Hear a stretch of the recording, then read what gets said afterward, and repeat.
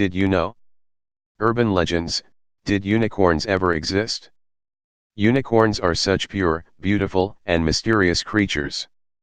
These mythical horses with a single spiraling horn protruding from the forehead have continuously populated legends and magical myths all over the world.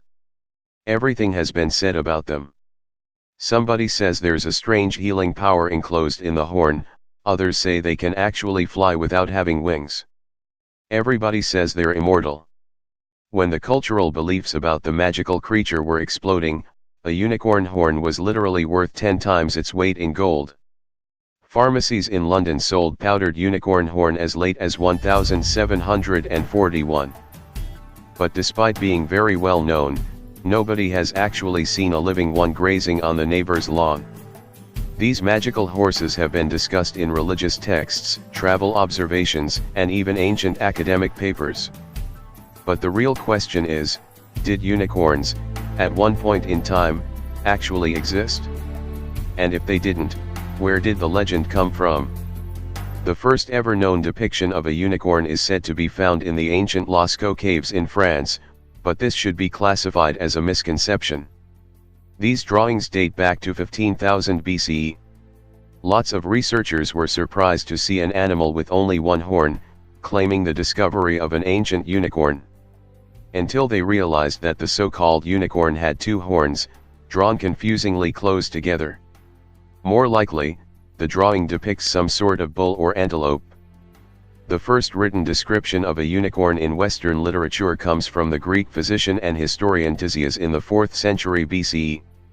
While he was traveling through Persia, what is now named Iran, he heard tales of a single-horned wild ass wandering around the eastern part of the world from fellow travelers. In his writings, found in Odell Shepard's 1930 research manual called Lore of the Unicorn, Ctesias minutely described these creatures as large as horses with white bodies, red heads, and blue eyes. Ctesias depicted the horn as multicolored, precisely red at the tip, black in the middle and white at the base, and about 1.5 feet in length. They were so fast and powerful, claimed Ctesias, that no creature, neither the horse or any other, could overtake it. According to Time magazine's article A Brief History of Unicorns, it was likely Ctesias never actually saw this creature himself, but rather combined the portrayals that his foreign friends told him. Talking about actual unicorn sightings, there's a funny story about Marco Polo. In his travels, he stumbled across unicorns and this is what he said about them: scarcely smaller than elephants. They have the hair of a buffalo and feet like an elephant's. They have a single large black horn in the middle of the forehead. They have a head like a wild boar's. They spend their time by preference wallowing in mud and slime. They are very ugly brutes to look at. They are not at all such as we describe them when we relate that they let themselves be captured by virgins, but clean contrary to our notions. God brought them out of Egypt, he hath as it were the strength of an unicorn save me from the lion's mouth, for thou hast heard me from the horns of unicorns. Are just two of the unicorn-themed lines in this version of the Bible. But this is probably due to a simple mistranslation. In fact, in the Torah, the Hebrew Bible, there are references to a creature named Re'em. Researchers believe Re'em were a now extinct type of wild ox or, potentially, the now endangered, but still existing, Arabian oryx.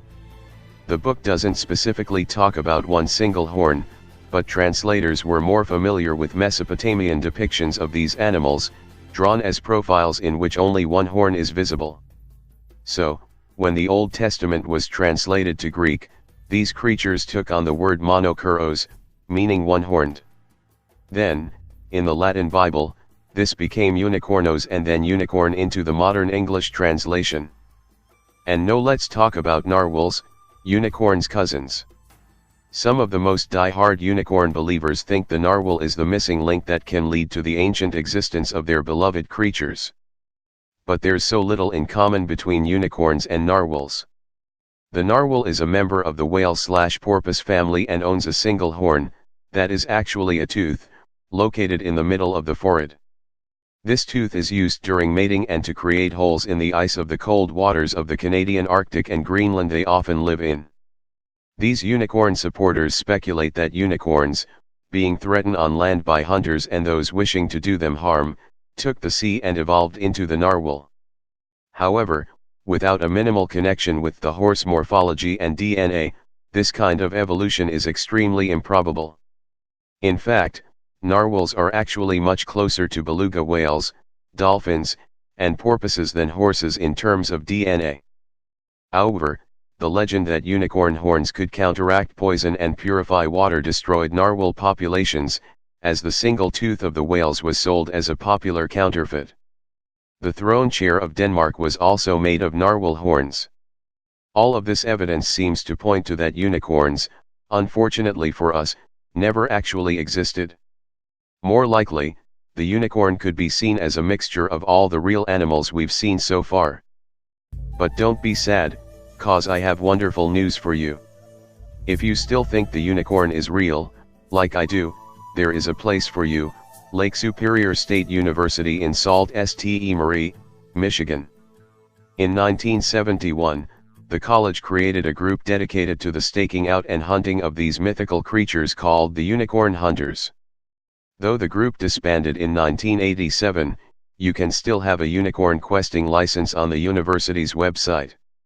The PDF is downloadable here, http://www.lsu.edu/banished/a_license.php. I already have mine and my life is complete. Don't care what people say. Now I have the license. And so do you.